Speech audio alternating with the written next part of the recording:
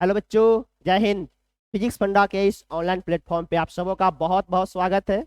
आज से हम लोग नीट PYQ सीरीज के साथ मिलेंगे पर डे, जिसमें आज 12th फिजिक्स का पहला chapter electric charge and potential का 5 क्वेश्चन होगा, जो PYQ में पूछा हुआ है नीट का। 1 बाय 1 करके डिस्कस करेंगे। और वीडियो अगर मज़ेदार लगे तो जो भी आपके बैचमेट्स वगैरह हैं, यार दोस्त में शेयर करें, सबके सब इसका लाभ उठा सके। पहला क्वेश्चन ही थोड़ा सा कंफ्यूजिंग है। अगर यहाँ पे आपके पास पार्शियल डिफरेंशिएशन का कंसेप्ट है तो क्वेश्चन को रगड़ दोगे, अदरवाइज क्वेश्चन तुमको रगड़ देगा। जरा गौर से देखो क्वेश्चन क्या कह रहा है। मेरे पास एक पोटेंशियल फंक्शन दे रखा है, मेरे पास एक पोटेंशियल फंक्शन है, और उस पोटेंशियल फंक्शन से इलेक्ट्रिक फील्ड इंटेंसिटी दे रखा है, वो भी वेक्टर फॉर्म में, something I something J something के। ठीक। अब जरा गौर से देखो, अगर मुझे निकालना हो इंटेंसिटी इन एक्स डायरेक्शन तो क्या लिखोगे? Minus del V del X. जानते हो v वाले फंक्शन को with respect to x differentiate करना है, मतलब इस समय में y और z मेरे डिक्शनरी में कांस्टेंट है, वेरिएबल क्या है? केवल और केवल x। माइनस बाहर रहेगा। डिफरेंशिएट करो पोटेंशियल फंक्शन को विथ रेस्पेक्ट टू x।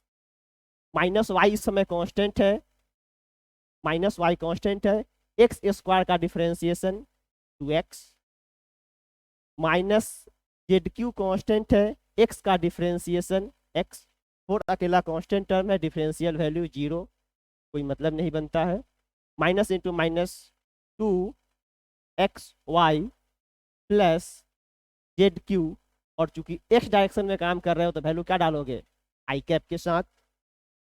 वैसे ही ई इन y डायरेक्शन निकालने जाओगे, y direction minus D V by D Y करोगे, इसको with respect to y differentiate करो। इस केस में माइनस एक्स स्क्वायर कॉन्स्टेंट है, बाहर आ जाएगा, y का differentiation with respect to y1 हो जाएगा। इस वाले टर्म में कहीं y है नहीं, मतलब पूरा कांस्टेंट टर्म है। इस वाले टर्म में कहीं y है नहीं, पूरा कांस्टेंट टर्म है, मतलब आगे कुछ मिलेगा नहीं। Minus into minus x square, y direction में कर रहे हो, ये कैप। वैसे ही ई इन जेड डायरेक्शन अगर डालते हो तो minus D V by D Z, D V by D Z उस फंक्शन को with respect to Z differentiate करो। इसमें जेड वाला कोई टर्म है नहीं, कांस्टेंट टर्म है 0। इसमें जेड वाला टर्म है नहीं, कांस्टेंट टर्म है 0। माइनस एक्स कांस्टेंट है, माइनस एक्स कांस्टेंट है। जेड क्यू का differentiation 3z square, minus into minus plus 3x Z square, और चूंकि जेड डायरेक्शन में काम कर रहे हो तो वैल्यू क्या डालेगा? के कैप के साथ। अब पूरे होल इंटेंसिटी फंक्शन को हम एक साथ वेक्टर फॉर्म में लिखेंगे, तो ई का x कंपोनेंट कितना दिख रखा है? 2xy plus Z square I cap plus X square J cap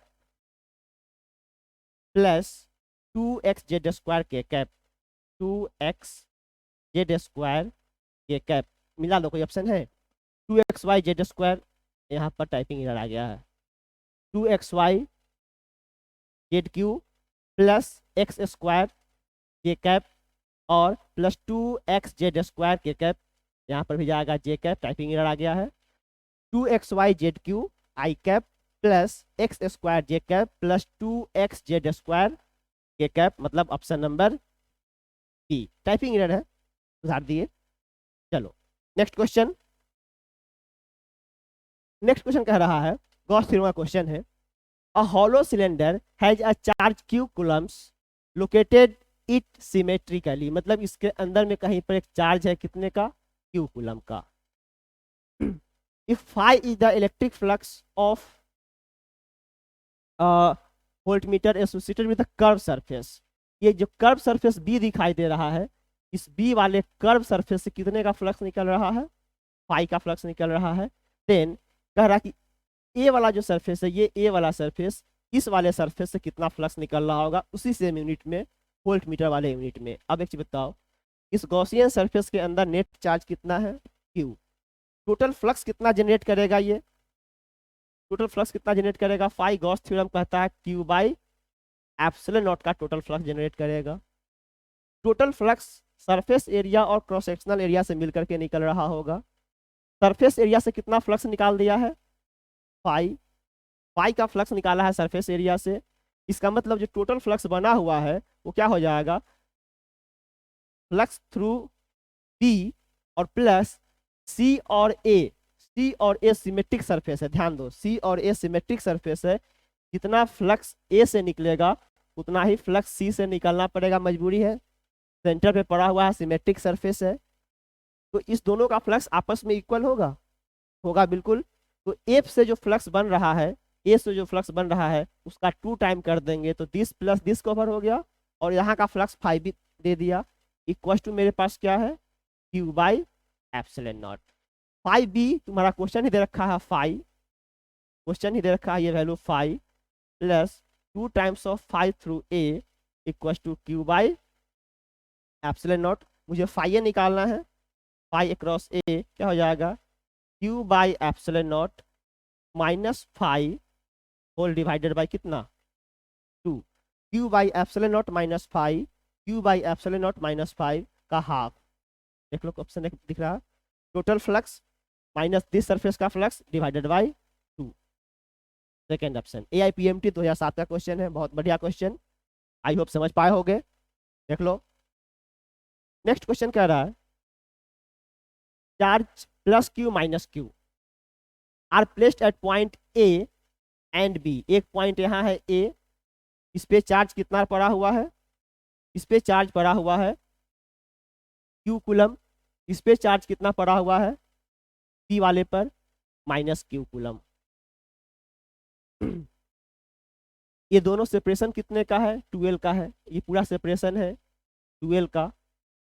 C is the mid point of A B, A और बी का सी जो पॉइंट है मिड पॉइंट है। The work done in moving a charge capital Q along the semi circle CRD, इस path पर एक charge को move कराया गया है तो कितने का वर्क डन होगा। बढ़िया क्वेश्चन, फिर से एक बढ़िया क्वेश्चन है, जरा गौर से देखो। आपको इलेक्ट्रिक वर्क डन क्या मिलता है Q into delta V, charge into potential difference between the 2 points. और चूंकि ग्रेविटेशनल फील्ड इंटेंसिटी एक कंजर्वेटिव फील्ड आता है, कंजर्वेटिव फोर्स के अंतर्गत काम करता है, तो इसमें वर्क डन केवल इनिशियल और फाइनल पॉइंट पे काम करेगा, पाथ पे वर्क डन डिपेंड नहीं करता है, ये इसका एक प्रॉपर्टी आता है। मतलब मुझे कुछ करना नहीं है, सी का पोटेंशियल निकालना है, डी का पोटेंशियल निकालना है, दोनों पोटेंशियल का डिफरेंस कर लेना है, उसमें क्यू से मल्टीप्लाई कर देना है। क्यू के रूप में अपने को कैपिटल क्यू दे रखा है, तो पहले पोटेंशियल एट सी निकालो, भी एट पॉइंट सी निकालने जाओगे तो सी पर एक इसका भी पोटेंशियल बनेगा और एक इसका भी पोटेंशियल बनेगा, ठीक है। जरा देखो अब इसके लिए हमें निकालना पड़ेगा ये सेपरेशन टोटल कितना है 12, तो ए से सी के बीच का डिस्टेंस L, ये भी L, ये भी L, मतलब यहाँ से यहाँ का डिस्टेंस कितना हो जाएगा 2L। तो भी एट पॉइंट सी निकालोगे तो क्या लिखोगे 1/4 pi epsilon not into Q by L, एक चार्ज क्यू एल सेपरेशन पर, और दूसरा क्या हो जाएगा 1/4 पाई एप्सिलॉन नॉट, दूसरा चार्ज कितने का है माइनस क्यू, और इसका सेपरेशन कितने का है यहाँ से 12, सॉरी 12 नहीं, इसका भी सेपरेशन L ही है। हमें एक पॉइंट यहाँ रखा हुआ है, यहाँ भी इसका सेपरेशन L ही है, एक प्लस एक माइनस कैंसिल कहानी, पोटेंशियल एट सी कितना निकल गया 0, सी का पोटेंशियल निकल गया 0। अब चले जाओ डी का पोटेंशियल निकालने, तो अगर हम पोटेंशियल एट डी निकालेंगे तो डी पर एक चार्ज यहाँ पड़ा हुआ है, एक चार्ज यहाँ पड़ा हुआ है, तो डी पर एक ये जो क्यू वाला चार्ज है कितने दूरी पर है 12 प्लस L 3L, क्या बनेगा 1/4 पाई एप्सिलॉन नॉट क्यू के रूप में क्यू है, और इस समय इस चार्ज से इस पॉइंट का सेपरेशन कितने का है 3L। जो अगला चार्ज है वो चार्ज कितने का है माइनस क्यू, और इसका सेपरेशन कितने का है L का है। इसको पहले सॉल्व कर लो, LCM आ जाएगा 3L, 1/4 pi epsilon not common रहा, 3L आप LCM लोगे, यहाँ पर आ जाएगा Q और माइनस 3Q, यहाँ पर वैल्यू Q माइनस 3Q, कुल मिलाकर के जो पोटेंशियल आ गया minus 2Q/3L 1/4 pi epsilon not. अब आ जाओ वर्क डन निकालने। वर्क डन जो आप निकालते हो चार्ज इनटू पोटेंशियल डिफरेंस, जिस चार्ज को मूव करवा रहा है वो चार्ज कितना है capital Q, potential difference final potential minus initial potential, final potential कितने का है 1/4 pi epsilon naught minus 2Q/L, और इनिशियल पोटेंशियल कितने का था, पॉइंट सी का 0, खत्म कहानी, हो गया, वर्क डन निकल गया। माइनस टर्म्स बाहर कर दो, माइनस टर्म्स बाहर कर दो, यहाँ 2 से इसको काट लो, 4 2 type Q into small Q divided by 2 pi epsilon naught L. मिला कोई ऑप्शन है, capital Q small Q minus के साथ 2 pi epsilon naught L, Q into Q 2 pi epsilon naught L. एक ऑप्शन यहाँ पर भी एक माइनस छूटा हुआ है, ठीक है। फिर से एक बार देख लो, charge into potential difference, charge capital Q move कराए हो, पोटेंशियल डिफरेंस हम सी का पॉइंट निकालेंगे, सेम डिस्टेंस पर तो इक्वल एंड अपोजिट चार्ज है, पोटेंशियल 0 हो जाएगा। पॉइंट डी पर जब पोटेंशियल निकाले जाओगे तो माइनस क्यू वाला पॉइंट एल डिस्टेंस पर है, और जो अगला पॉइंट है ए पर जो चार्ज है ये है 2l plus L 3l distance पर है, क्यू चार्ज 3l पे है और क्यू चार्ज जो है वो एल पर है, माइनस यहाँ एलसीएम आ जाएगा 3l, सब कुछ सही है, minus 2q by L potential difference, final minus initial, सही है। Next, an electric dipole of dipole moment P is lying along uniform electric field E.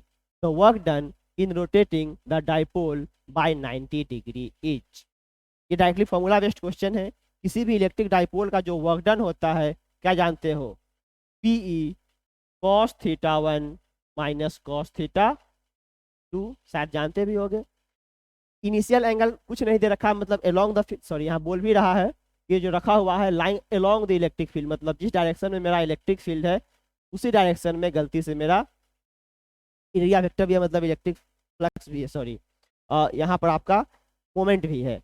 तो P और E का इनिशियल एंगल कितना है, 0 डिग्री, मतलब cos 0 का वैल्यू 1, तो मेरा ये फॉर्मूला क्या फॉर्मुलेट हो जाएगा, PE 1 माइनस cos थीटा जो कि बाद का एंगल बन जाएगा, P इंटू E 1, और बाद में वो एंगल कहाँ तक रोटेट करके ले गया है 90 डिग्री, cos 90 कितना 0, फाइनल वैल्यू कितना रह जाएगा, P इंटू ई का वर्क डन आएगा, P इंटू ई का वर्क डन आएगा, सामने ऑप्शन पढ़ रहा है, क्या संजोग है सब में ऑप्शन नंबर बी ही पढ़ रहा है, गजब। क्वेश्चन चाहे कुछ भी हो आंसर अपना बी ही आने वाला है। फिर से एक ये क्वेश्चन अच्छा है, कंफ्यूजिंग क्वेश्चन है, बच्चे कंफ्यूज करेंगे। A square surface of side L metre in the plane of the paper, ये जो स्क्वायर प्लेट दिखाई दे रहा है ये इसी पेपर के प्लेन में ही है। Placed in uniform electric field E acting along the same plane, electric field intensity भी इसी प्लेन में पड़ा हुआ है, सेम प्लेन में फील्ड और प्लेन दोनों है। कह रहा है the electric flux linked to the surface, उसी यूनिट में वोल्ट पर मीटर वाले यूनिट में ही वैल्यू मांग रहा है।